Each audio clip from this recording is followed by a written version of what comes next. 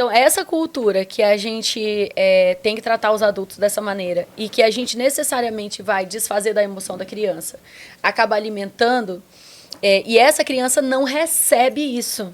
Então, é muito difícil você dar o que você não recebeu. Como que você consegue dar o que você não recebeu?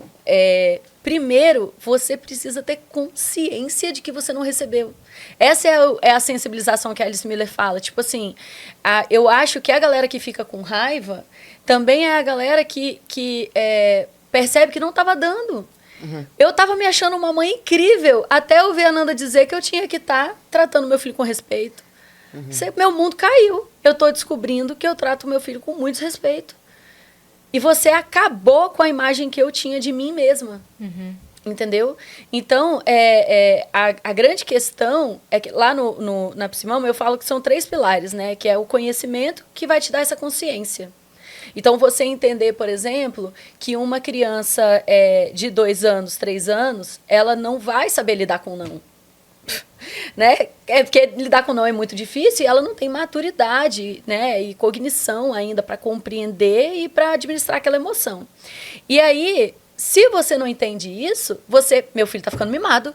Todo não, esse menino tá achando o quê? Tudo tem que ser do jeito dele agora? Tem mãe que manda mensagem para mim, vocês vão ver o jeito que descreve. O meu filho é mandão, ele acha que ele é o dono dessa casa, sabe? Ele faz a minha vida um inferno. Quantos anos ele tem? 2 anos. Uhum. Entende? Você também. E aí você pensa assim, como que você entender o que aquela criança tem para dar vai mudar a sua forma de interpretar o que realmente está acontecendo. Isso só dá para entender se você der espaço para ela se explicar também, né? Isso é para você observar. Porque eu falo muito isso, eu sempre procurei, tenho certeza absoluta que falei muitas vezes no caminho, mas eu sempre procurei validar as informações vindas da Mariana, porque a minha preocupação sempre foi essa, sabe? Ela ouve isso de mim desde pequena e chega uma hora que você não precisa mais dizer porque a coisa já está instaurada. Mas eu sempre disse para ela assim, me fala tudo. Me fala, porque se for possível, eu vou te dizer que é possível e a gente vai fazer. Se for uma coisa que precisa de planejamento, filha, não dá. Mas se a gente se programar, daqui 2 anos dá. Tudo bem? Vamos programar. E se for algo que não dá, tipo, assaltar um banco, adoraria. Mas não posso. Então, mas aí eu vou te explicar por que não dá. Mas me conta, para eu ser sempre a primeira pessoa que vai procurar. Porque a minha questão é sempre assim, na adolescência, vai rolar um distanciamento normal, que ele começa e ele acaba. O negócio por isso que eu te falei, eu nunca perdi o brilho no olhar da Má, mesmo durante a adolescência. Porque mesmo durante a adolescência, ela fazia questão da mãe indo levar, tá junto, indo pra festa, vamos comigo. Sempre fez questão, nunca perdemos esse laço. Mas talvez porque eu já, pedagoga, tinha consciência de que eu preciso estar com esse laço muito forte na infância. Uhum. Pra hora que chegar o momento, porque daí é aquela hora de saindo de casa. Isso não pode ser uma liberdade. Liberdade eu sempre tive. Ela não pode ver nisso a liberdade. Liberdade ela sempre teve. Então ela não... Entende? Ela não precisa excluir a mãe da liberdade, porque a mãe não é o oposto da liberdade na vida dela. Nunca foi. Mas olha só, Cris, por isso que eu insisto tanto, que eu tava falando dos pilares, né? Que o primeiro é conhecimento, o segundo é autoconhecimento e o terceiro é relacionamento. Sabe por quê?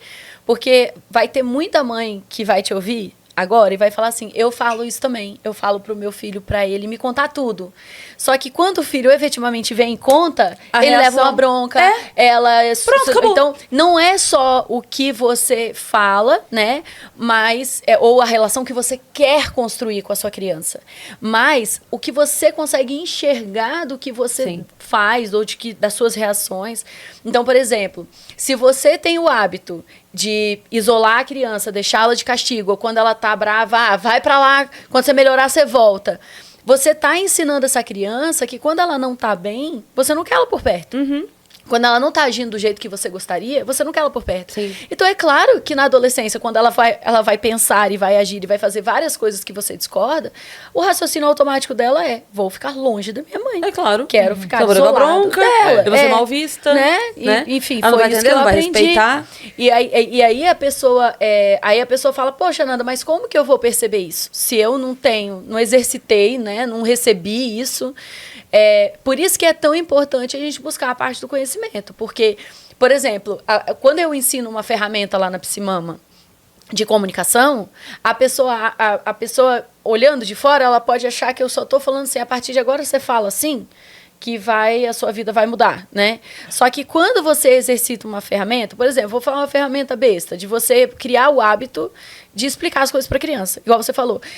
Cris, tem um monte de aluna minha que fala que as professoras reclamam que elas explicam demais para os filhos. Olha como que na nossa cultura ainda está muito enraizado que criança não tem que querer, criança tem que saber, tem que fazer. Entendeu? Não gosta dessa comida, vai comer, sabe? E não vou te explicar nada, não. Você vai fazer porque eu estou mandando.